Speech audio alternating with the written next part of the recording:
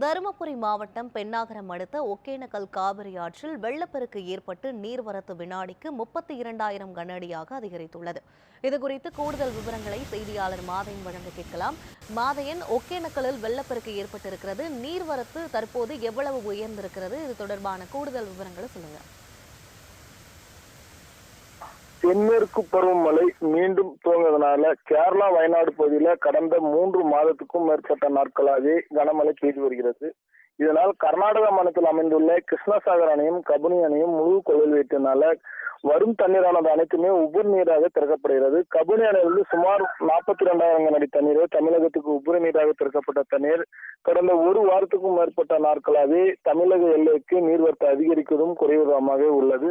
நேற்று மாலை தமிழக எல்லையான பில்லிகுண்டுக்கு நீர்வரத்து வினாடிக்கு 28,000 கனஅடியாக இருந்த நீர்வரத்து இன்று காலை நிலவரப்படி 32,000 கனஅடியாக அதிகரித்துள்ளது. அதே போல தமிழக எல்லையான அன்சிட்டி, கேரெட்டி, நாட்ராபாளையம், ஒகேனக்கல் வனப்பகுதியிலும் தொடர்ந்து கனமழை பெய்து வருவதால நீர்வரத்து 1,00,000க்கும் மேற்பட்ட தண்ணீர் வரும் என்று எதிர்பார்க்கப்படுகிறது.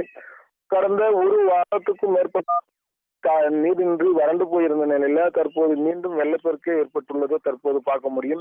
தொடர்ந்து ஐவர்பனி, சின்னி ஃபால்ஸ் இந்த பகுதியில் எல்லாம் பெருக்கும் செல்லும் காட்சிகளை தொடர்ந்து பார்க்க முடியும். இந்த தண்ணீரானது இன்று மாலைக்குள் மேட்டூர் சென்று அடையும் என்று எதிர்பார்க்கப்படுகிறது.